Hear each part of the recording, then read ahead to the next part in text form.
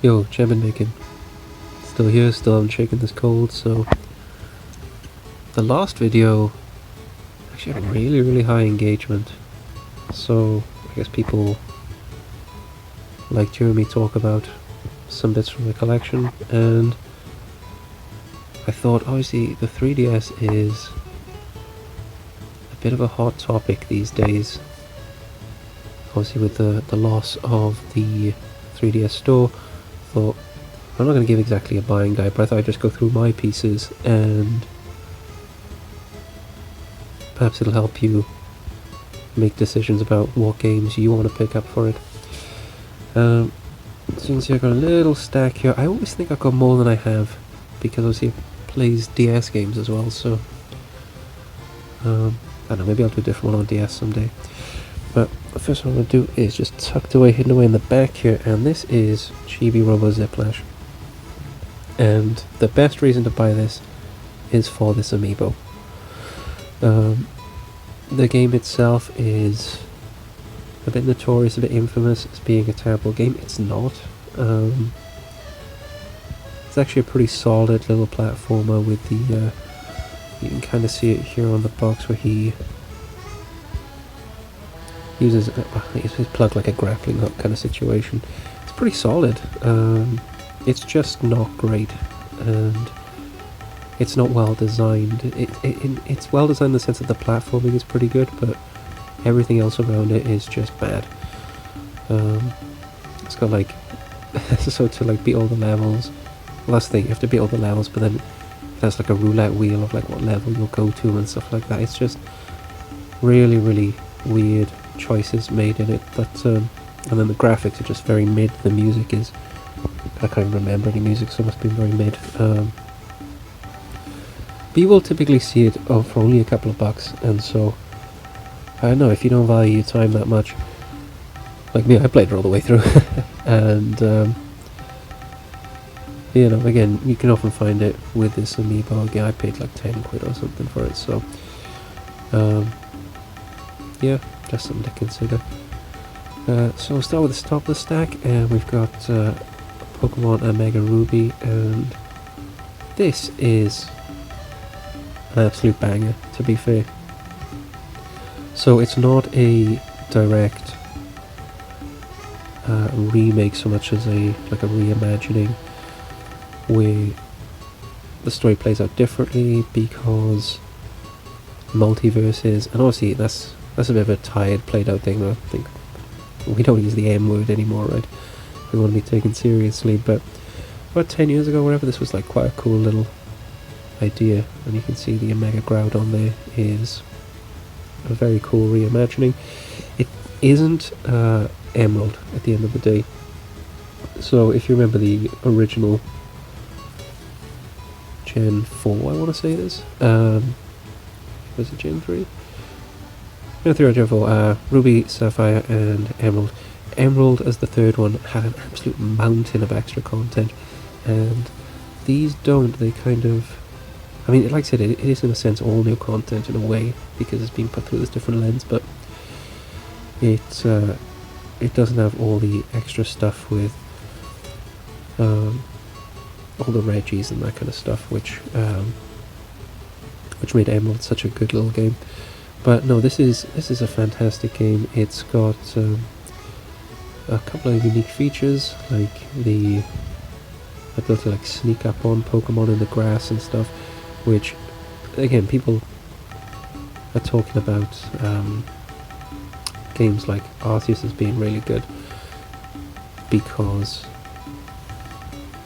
you know, it's got that kind of idea to it, and so they should, because Pokemon, more so about the battling, was always about the collecting. There was always a huge side of it that has often been sort of neglected, other than just chucking more Pokemon to catch. And yes, this is really a really good game, full of features like that. I'm gonna have to hurry up, I guess, because I got a big stack here and I'm already at the 5-minute mark. So Pokemon X, this was the same engine. This is a really I'd say it's one of the best in the series. I mean, let's face it, the So this introduced Mega Evolutions, and basically the Dynamaxing, and I can't remember the word they used in, in the recent games, but they're basically just lazy versions of Mega Forming, and again Mega Evolving, and that is still a cool mechanic that was in Sun and Moon, which was just Z moves. That was just a super powered move. So do you want to have a whole new Pokemon or just a super powered move? I think it just happens to be one of the best. What's the word? Not genres, but I don't know, it was just one of the best iterations, basically, of when it was the French series. Zelda: Link Between Worlds. This is again a fantastic game, a fantastic like reimagining of A Link to the Past. I never actually beat it, just obviously I've beaten A Link to the Past a few times, and it is much of the same. But if I were a younger person and I played this first, I probably would be inclined to say that this is the superior version. Next up we've got Zelda Triforce Heroes. As you can see, this is still sealed. It's not for any sort of collecting purposes. It's just that it's basically a game that's best played in multiplayer. I know who I want to play it with. We've never got around to it, so there's no reason for me to open it. It's not supposed to be a fantastic game, but you can probably get it very cheap. They were still printing these really, really late into the 3DS's life. Like, I picked this up from a retail store for like $4, I think it was, and that was like 2 years into the Switch or something. So yeah, there's gonna be copies out there for this. Don't pay too much for it. Detective Pikachu, honestly, this game is really bad. Like, it's so bad I lent it to someone, it came back damaged. I was like, don't worry about it, man, I don't like this game.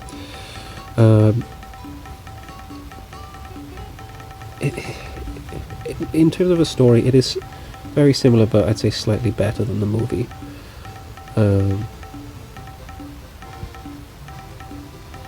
But it is 9-10 hours of trudgery just to get through it. The game is just very boring. It's just go here, talk to this person, go here, talk to that person. Except it doesn't often make it clear who you're supposed to be talking to. So it's just a...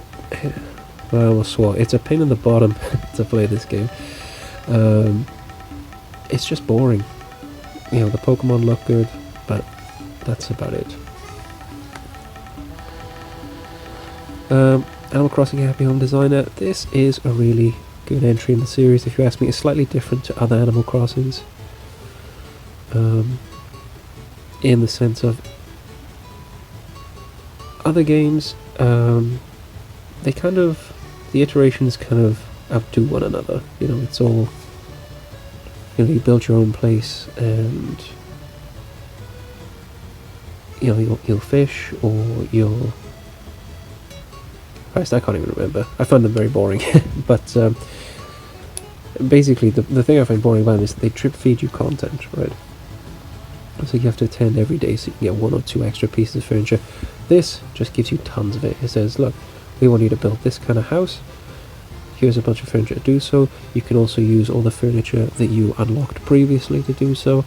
And yeah, it is for a particular type of person, I'll say that much, in the sense of, to really enjoy your experience out of it, you've got to really get off on like just the pixel perfect placement of an object. But yeah, I think, again, if you're into the sort of the chillaxed Animal Crossing game, I think that this is a really, really good one for it, in terms of actually being a game with stuff to do and content design. So this is, well, Bravely Second. This is one of the Bravely Default games. I don't know too much about the series, and I don't know too much about this because unfortunately I started playing it and then I don't remember, something happened, life got busy, and what do you drop? You drop the many hour RPG. but probably shouldn't have, and I keep meaning to pick this up all the time because the first like hour or whatever that I got out of it seemed really, really good quality. So the art style is in that sort of like chibi doll style that Square were using a lot at the time. And it's got the voice of Goku. That's pretty cool. And that's about all I can say about the game. It is very well rated. People love the Bravely Default games. And it's not too expensive right now because generally, you know, you'll go into like a trading store and you'll see a half dozen to a dozen copies of it. There's a lot of the copies out there, so they'll tend to be a little bit more expensive, like say 15 quid or something like that, but probably odds are as time goes by it'll go the way of all RPGs where they just get more and more expensive, so I do recommend picking that up while it's only slightly expensive. Codename Steam, again, I don't have too much experience at this game, in fact I have none, but I picked it up because I was out in the wild. I saw like 2 or 3 quid, and so cool. Looks to be sort of role-playing strategy in the style of Fire Emblem. Don't know too much about it, but there we go, it is there. Can't give you a recommendation one way or another. Same with Hey Pikmin. As you can see, this is still sealed, and the reason for that is I haven't played the other Pikmins. I've got Pikmin 1, I've got Pikmin 3, I'm holding out for Pikmin 2, and then I'd like to play all of those before I play this. For the same reason as Chibi Robo there, which is this is supposed to be not a very, very good platformer. It's not really a Pikmin type game, and so I don't want it to, even though it'll probably be fine again, like Chibi Robo and Ziplash, you know, it's probably a perfectly serviceable game. It's just not what the fans were expecting, not what the fans wanted, and also happens to just sort of be a platformer. And yeah, I'm just holding out. But yeah, if the rest of the world is to be considered, then maybe don't bother. Kingdom Hearts Dream Drop Distance. This is a perfectly serviceable game. It just happens to be Kingdom Hearts really at its most ridiculous. Again, this was the era when it was really, really bad storytelling wise. It's got good stuff about it. The graphics are pretty good, and it's got that world ends with you first. The first world, you get to play as Riku. That's always pretty nice. It's got this Pokemon sort of element in it as well. So there's good stuff to like about this game, but just you know, it's and I'm someone who loves Kingdom Hearts, but you know, it was at this point I was just like, God, I'm so sick of this series. like what it could have been and what it is not. You know, what it used to be was great, and it is fully skippable. It's all about like a self-contained event, which is acknowledged in Kingdom Hearts 3 right at the beginning. They say, oh, do you remember this happening? Well, this is the result, as I'm sure you know because you lived it. So I wouldn't worry too much if you miss it, because it basically doesn't matter at all. Mario & Luigi Dream Team Bros. This actually is a fantastic game. I really, really enjoyed this. The problem is it's about a 25-hour game that is stretched to close to 40. So it really does outstay its welcome. You really can have too much of a bad thing. Too much of a good thing. And that makes it bad. But no, the quality of the sprite work with the shadowing and the animation and stuff like that, it's an absolutely stunning game. And there's just tons of content in it. There's 3 different battle systems, for goodness sake. And it uses the 3DS features, as a lot of Nintendo games did, but unfortunately they toned them down with the 3DS compared to the DS. You know, they're less gimmicky mechanics, but here they're back to being a bit gimmicky, but it's not too obtrusive. So yeah, it's just a good solid RPG with like little extra content, like the jigsaws, combat mechanics. It's just, again, these are sort of buzzwords that what makes a good RPG or JRPG, and it just ticks all those boxes. Now, unfortunately, its sequel, Paper Jam Bros, is much the same, but is widely considered to be a little bit worse, and I kind of concur. After a few hours of it, I just didn't feel any motivation to continue. And bearing in mind, Mario and Luigi, the Dream Team Bros one, I played like many hours, and I was getting sick of it, and I still powered through it because it was a good game. This, I don't know what it is about it, it's just this intangible sort of drop in quality, which is apparently felt by most people. And it's a shame because, yeah, Paper Mario is in here, he's cool, he's a cool little guy, and he's got his own set of features and stuff like that, you know, it's all well designed and what have you. It's just something wasn't as enjoyable. These two games can be a bit pricey, keep in mind, and again, Kingdom Hearts runs that risk of being such a collector's item, or with such a strong fan base that, yes, it could end up being quite expensive if you don't pull the trigger sooner rather than later. Monster Hunter 4 Ultimate, skip. It's just not suited to the hardware. Maybe if you've got a 3DS XL, it'll look a little bit better, because that is one of the problems, that it's way too condensed on the smaller DS screen. But honestly, it's just not well suited to the system. It just runs better on the PSP and what have you. So, like, I'm talking about earlier games as well. Earlier games run better on a earlier system, and yeah, it looks much better than that particular version of Monster Hunter. New Super Mario Bros. 2. This is another disappointment, to be honest. You can see from the artwork what the focus of the game is. It's all about collecting the coins, and it's introduced a bunch of features. I mean, it kind of oversells it. It's only got like 2 or 3 extra features to do with collecting coins. It's put a little call to action there: get the 1,000,000 coins for a very disappointing reward. I won't spoil it. And I don't know, man, like the idea behind it is good, because obviously since the very first Mario game, they've had the coins.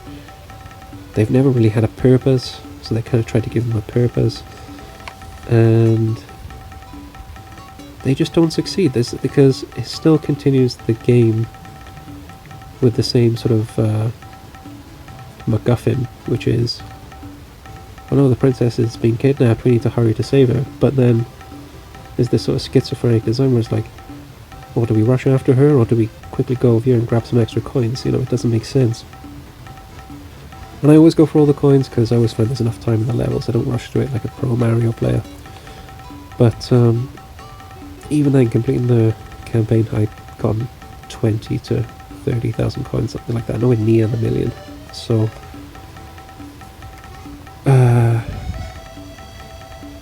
yeah, I think it fails to be like what it should have been was this like massive dopamine rush of coins, which I think that it sells itself as and then doesn't deliver on. And like I said, it doesn't really design itself at all around that. But that's enough said about that. I'd avoid picking up all the Super Mario Bros. On the 3DS. Again, they're considered very mid experiences, and they're quite pricey. They tend to be 15 to 20 quid. If this one had been succeeded in being different, I'd say it's worth picking up, but unfortunately it wasn't. But they're perfectly serviceable, I'll say that for them, just probably not worth the money. Paint Mario Sticker Star, I'll say the opposite for, you know, everyone's very hard on every Paper Mario since the 1,000 Years Door. I'd say this is one of the worst ones out there, but that being said, I think, you know, a bad Paper Mario game is still a good game. I think that's something that's kind of lost in comparing it to the past, which is, well, just compare it to its peers, and it's a pretty solid little title. There are 2 very frustrating puzzles in here, But that's the only thing I'd really say that's bad about it. To me, it's like, wow, look, it's Paper Mario and it's in my pocket. Like, how cool is that? And I think people have become a bit spoiled with like modern tech that they sort of lose sight of the fact, like, wow, these games run in your pocket. Like, they're as good as home console games from like a generation ago. So, yeah. Again, this had like some little features, like if you moved the DS, it had like a lenticular effect to the stickers. So, not obtrusive.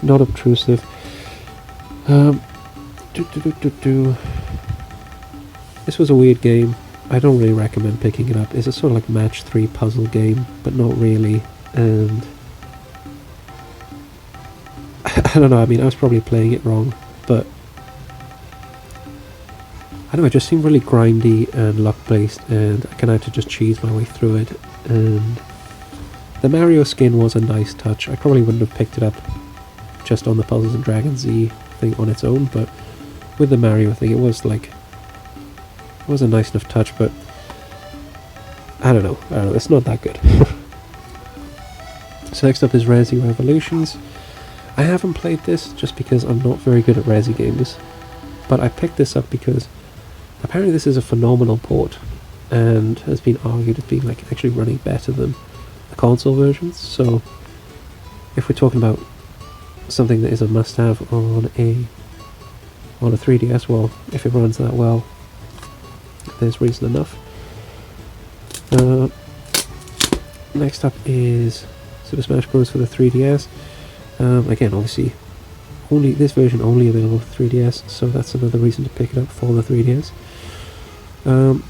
Obviously, it plays almost as well as it does on a home console. The inputs obviously are not as good as with an actual controller, but also it does have this like quite cartoony design to the characters, where they've got like quite thick outlines to them and they're slightly degraded, simplified, and it just looks quite nice. It looks quite cool. I know crossplay used to be available. I don't know if that's going to be possible with the servers up, but it's still a fun little play. Sushi Strikers, this is awesome. This actually is a really, really awesome game. You get super, super cheap on either this or the Switch. Great little sort of like anime parody story, a lot of humour, looks good storytelling, and again, this sort of like match 3 kind of gameplay, but with its own kind of spin to it again. But this one actually quite enjoyable, with a sort of like risk-reward system built into it. Really recommend picking that up. So Yokai Watch, I don't know. It's loud. I picked it up because it's obviously like this Pokemon-like, but apparently this first entry in the series is just like a bunch of fetch quests, so it's not actually that enjoyable in design in terms of the surrounding content. I want to believe that since it's level 5 there actually is a really good game, but you know, level 5 doesn't carry the same weight that it used to. Apparently it gets much better at the second game, but then of course it gets much more expensive at the second game, so I don't know. I can't recommend one way or another, but it could be good. Last game here then, Yoshi's New Island, and this game is a fantastic game to end out on. I mean, look at that artwork. Yeah, the graphics are really good in the game itself. It's just another Yoshi's Island game, which is a testament to it. Yoshi's games are always quite simple platformers, and then it's up to you if you want to try and do the extra objectives that tend to be a little bit harder and try and go for 100%. It's a good game. It's a really, really good game. I'd say it's one of the best Yoshi games out there, and I had a lot of fun with it. And yeah, I'm probably just going to wrap this up. Goodness me. Yeah, like I said, one of the main things that was so great about the 3DS was the ability to run the DS through it, so if you want me to chat about my DS games as well or something, then maybe I will in another video. But other than that, share your own sort of 3DS stories down below, and see ya.